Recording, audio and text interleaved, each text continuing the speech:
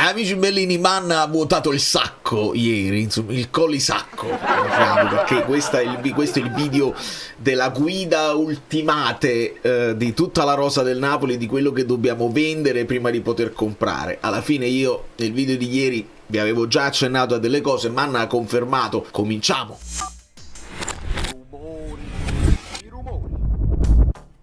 30 di giugno, il che significa che probabilmente domani a questo punto ci può essere il 1° di luglio l'annuncio di Allegri e il 30 giugno è il giorno in cui si cominciano i saluti.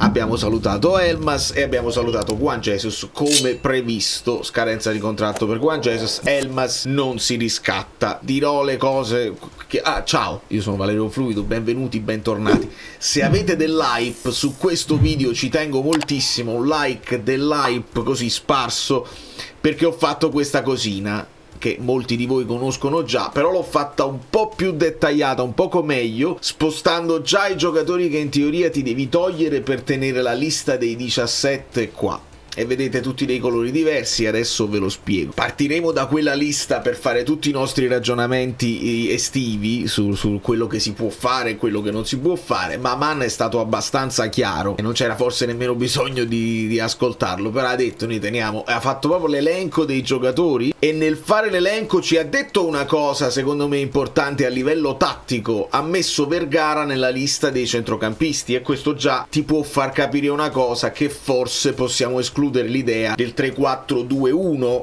dove nel 3-4-2-1 Vergara è meglio ovviamente sotto punta invece che fargli fare uno dei due centrocampisti, anche se lo ha fatto in Coppa Italia, l'abbiamo visto, si è impegnato molto, però è una mezzala, è da considerarsi una mezzala offensiva, un po' come Elmas, tra virgolette, che però salutiamo. Elmas è quello che ha più diviso la piazza in questi anni, di gente che lo considera assolutamente inutile, di gente che lo considera invece prezioso. Voi sapete insomma io come la penso, io lo ritengo un giocatore forte che ci ha dato una grossa mano, si è sempre messo a disposizione. Il discorso dell'operazione sui 17, 18, avevo letto 16, 17, ma insomma anche 18 milioni, io non lo so chi ti compri di quella età, che ha quella età, quella esperienza internazionale, perché Elmas esperienza internazionale ne ha, attaccamento alla maglia, duttilità, voglia di mettersi lì, sacrificarsi anche in zone del campo che non lo esaltano. Non lo so chi si può comprare, ma al momento noi sappiamo che Elmas esce e non entra nessuno al posto suo, ci capiamo perché siamo già tantissimi. Per quanto riguarda invece Juan Jesus, credo che abbia convinto anche i più scettici, poi insomma c'è chi vuole essere per forza talebano,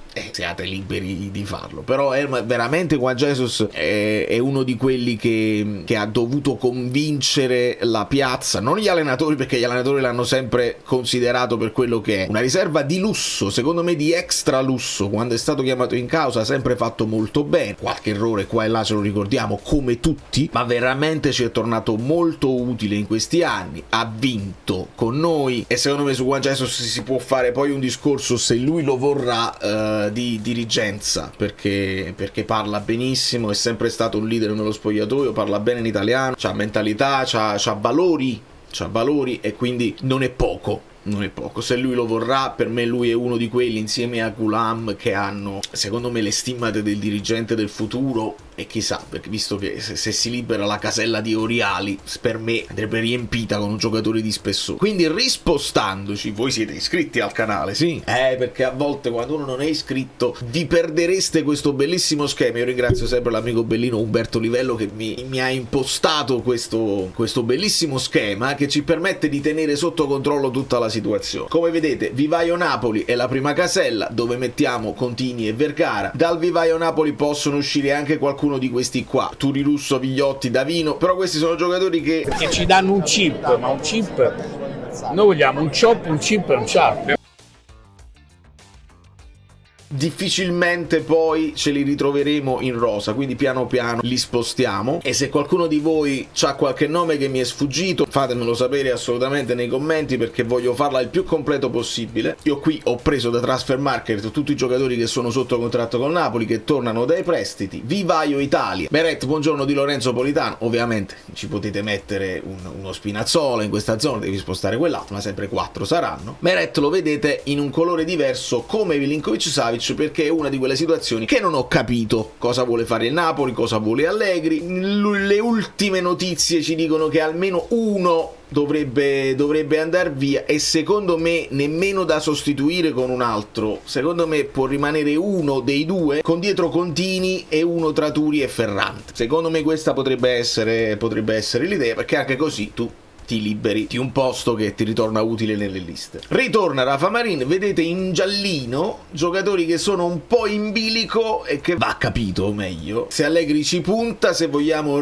cercare di rivalorizzarli o se sono in uscita. Rafa Marin, Anghissà, abbiamo i nostri dubbi. Ieri ha postato un video di workout Anghissà, abbiamo i nostri dubbi insomma come sta fisicamente. Giovane e Lucca. In violetto vediamo Spinazzola che ha appena rinnovato, Alisson con Højlund che sono quelli riscattati. Quindi su questi almeno dovremmo sapere di poterci puntare, almeno di grandi ribaltoni di mercato, ma insomma su questi sono i punti fermi. Poi in azzurro i giocatori che hanno fatto parte dell'anno scorso, insomma che sono parte degli 11 titolari e riserve. Mi sono cominciato a segnare anche quelli in scadenza, perché Juan Jesus è andato in scadenza quest'anno. Nella scadenza 2027 c'è Rachmani, c'è Lobotka, c'è Anghissà, c'è De Bruyne e c'è Lukaku insieme a Mazzocchi, che ho già spostato in questa zona perché sono quelli che forse sono più indiziati insomma ad andar via. E questa dobbiamo tenerla presente come situazione, perché se non arriva poi un rinnovo, questi qua li devi vendere quest'anno se vuoi farci qualcosa, altrimenti a gennaio si possono già accordare e li perdi a zero. Qui abbiamo messo gli under 22 che puoi tenere e scambiare come vuoi, che non ti occupano posti in lista: Marianucci, Asa, Rao, Ferrante, Turi, Russo, Vigliotti, Davino. Anche Davino va in scadenza. E poi abbiamo questo lunghissimo fuorilista: Cioffi, Iaccarino, Colisacò, che ho messo francese ma anche Mali, Sgarbi, Ambrosino, Zerbino o Baretin, che anche lui se te lo vuoi vendere interesse del Genoa lo devi fare quest'anno se non lo rinnovi. Lindstrom, Foloruncio, Ngonghe, Shedira, Caiuste, anche qua si parla molto del Genoa. Mazzocchi, Lang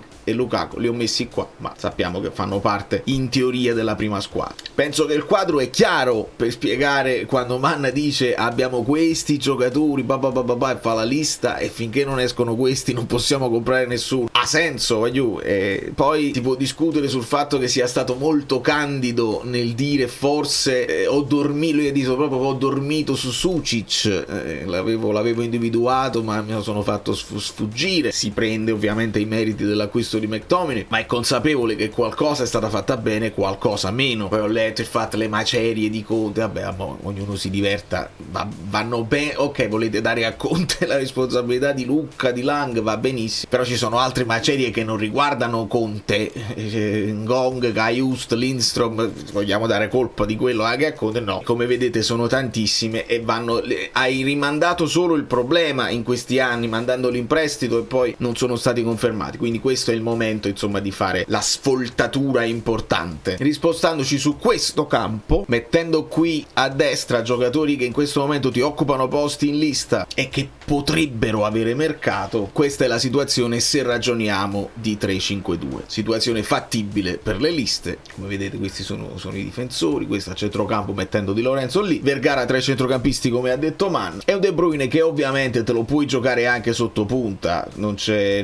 dubbio, però a quel punto ti verrebbe a mancare un centrocampista. Già Vergara qui al posto di Anghissà, giocatori completamente diversi, quindi qua potrebbe servire, anche volendo andare a risparmio, anche i muscoli Forolus potrebbero tornarti utili. E queste sono tutte ipotesi con un attacco ad una punta e mezzo, quindi vedete con un Santos, un Neres, un Giovane ad affiancare un Højlund o un Lucca. La doppia punta lo puoi fare, dobbiamo capire se Allegri con giocatori diversi rispetto a quelli che aveva al Milan lo fa oppure no, perché col Milan abbiamo visto Leao, Pulisic, poi quando si è ripreso Gimenez l'ha fatto giocare poco, quando ha avuto Fulkrug l'ha utilizzato solo negli ultimi minuti delle partite, quindi potrebbe avere delle idee diverse. Ho veramente voglia di vedere all'opera quello che vuole fare sto allenatore dalle grandi passioni equine, però insomma dobbiamo aspettare perché sembra quasi che sai poco. Allora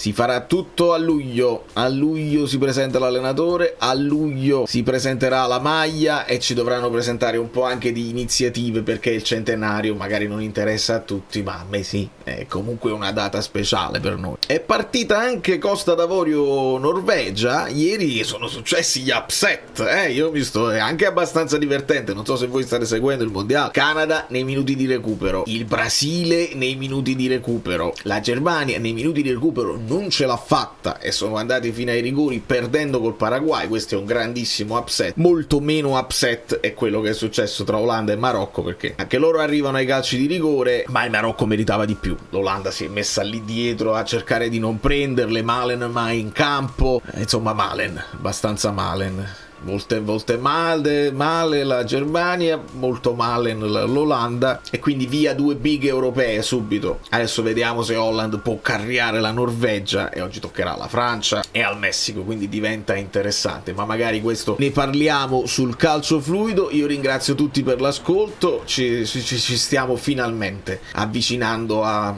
uno sblocco dell'estate calcistica, perché è stato un giugno abbastanza faticoso, molto stitico, però adesso è il momento di fare sul serio, sfoltire tantissimo. Speriamo di trovare acquirenti per questi giocatori, altrimenti acquisti è difficile farli. Da New York, Valerio Fluido è tutto, vi abbraccio e vi bacio, a presto.